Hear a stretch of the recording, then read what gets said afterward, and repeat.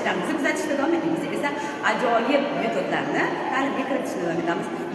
Bugun Chinoz tumaniga qarashli 5-umum ta'lim maktabida Zulfiya xonim izdoshlari deb nomlangan ajoyib musobaqa tashkil etganmiz. Bugun Chinoz tumanidagi 5-maktab va 42-maktab orasida o'zaro musobaqa bo'lib o'tadi. Musobaqa boshlanish jarayoniga ozgina qoldi. Tayyorgarlik ishlari bo'lyapti. Bizni kuzatib tursangiz jarayon qanday ketdi, qanday natija bo'ladi, buni o'zingiz guvoh bo'lasiz. Bizni kuzatishda davom etamiz esa ajoyib tadbirlarni va qaynoq metodlarni sizlarga taqdim etishni davom etamiz. Bizni kuzatib turing. Bundan uzoqlashib ketdik.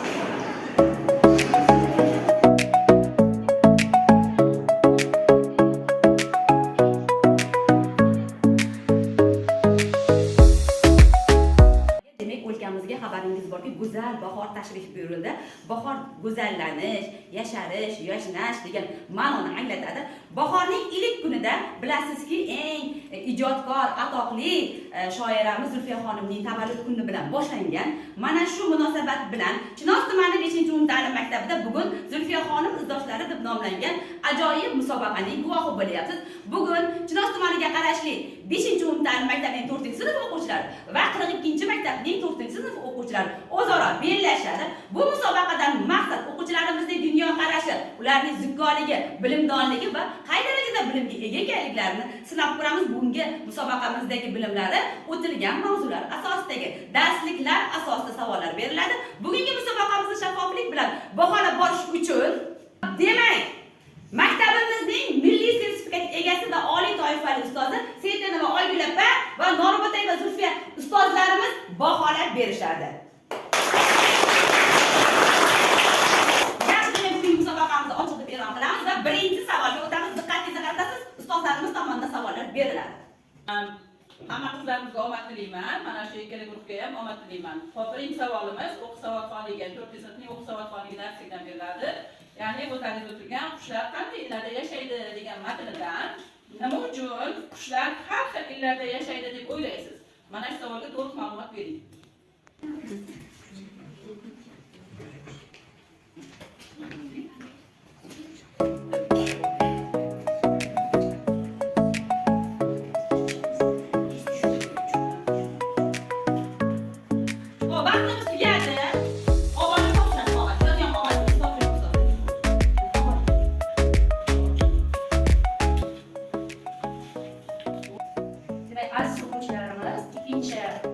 Matematika darsligida hozir sizlar matematika darsida kasrli misollar o'rgatyapsizlar.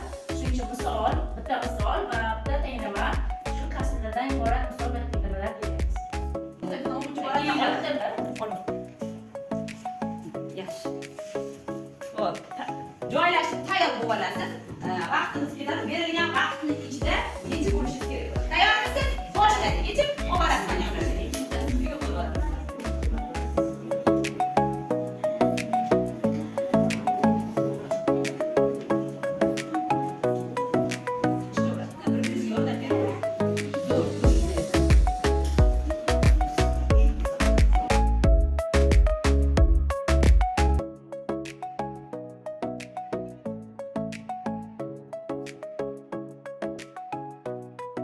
Birinchi shart bo'yicha qizlarimiz javoblarni oldik. Demak, qushlar nima uchun har xil illarda yashaydi? Ular ikkala guruhimiz ham to'liq javob berishgan. Chunki qushlar o'ziga xos qulay illarda, o'zlari uchun qulay bo'lgan illarda tanlab yashashadi deb yozishgan va to'liq ma'lumotlarni yozishgan. Qadrdon, chumchuq va qushlar haqida ham to'liq yozgan, to'g'ri yozgan.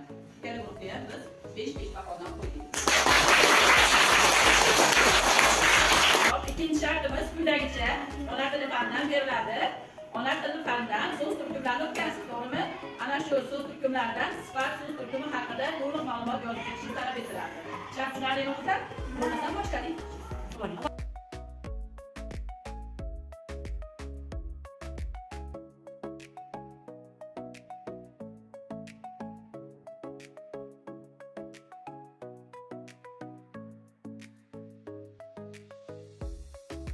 Demak, matematika savolimiz ikkita misoldan iborat edi. Birinchisi misol edi. Misolimizda 5-maktab ham, 42-maktab ham to'g'ri javob bergani uchun ikkala maktabga 5 ballab qo'ydik. Barakalla. Ikkinchisi tenglama edi. Bu yerda 5-maktabimiz to'g'ri yechdi, tenglamani 5 ball oldi. 42-maktabimizda ozgina xatosi bor edi. Bu maktabga 4 ball qo'ydik. Umumiyimiz 5-maktabda 10 ball, 40-maktabda 9 ball.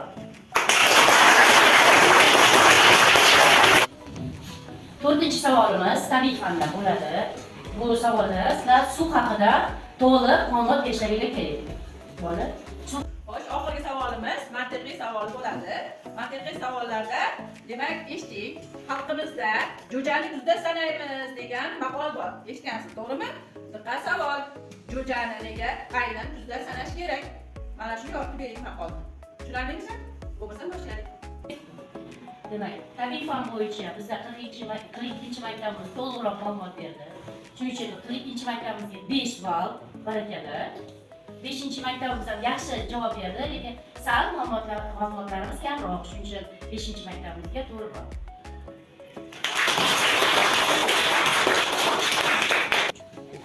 Mantiqiy savollarimiz bo'yicha javoblarni oldik. Bu savollarga, ya'ni 5-maktab o'quvchilari to'g'ri javob berishgan. Shuning uchun ularga 5 ball berdik. 2-maktab o'quvchilari ham juda to'g'ri yaxshi javob berishgan. Birozgina sal uzoqlashganligi uchun ularga 4 ballni berdik.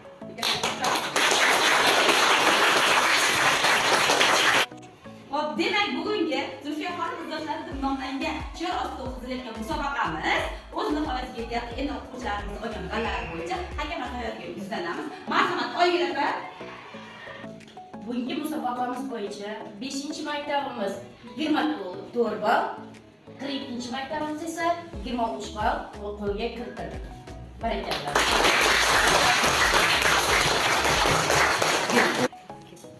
Chinoz tumani 42-maktab 4-B sinf Zulfiya xonim izdoshlari musobaqasida 2-o'rinni egallaganligi uchun maktab ma'muriyati tomonidan taqdirlanadi.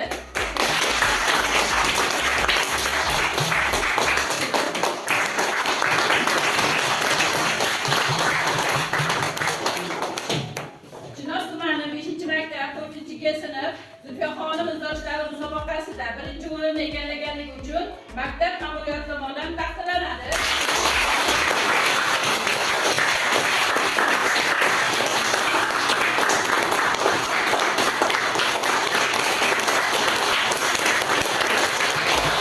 Hop, mana bugun Zulfiya xonim izdoshlari deb nomlangan musobaqamiz o'z yakuniga yetdi.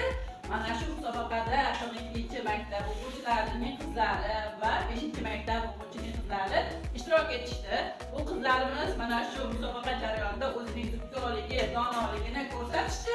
Juda ham yaxshi faol qatnashdi. Qizlarimizga omad tilayman.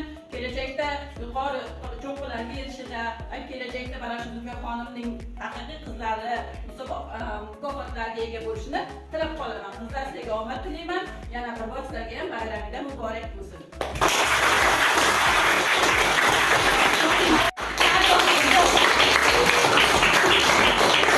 Musobaqamiz oxirida 42-maktab o'quvchilari Feruza ustozimiz kelganlar 42-maktabdan 5-maktab ustozlari bugungi tadbirimizda juda ham faollik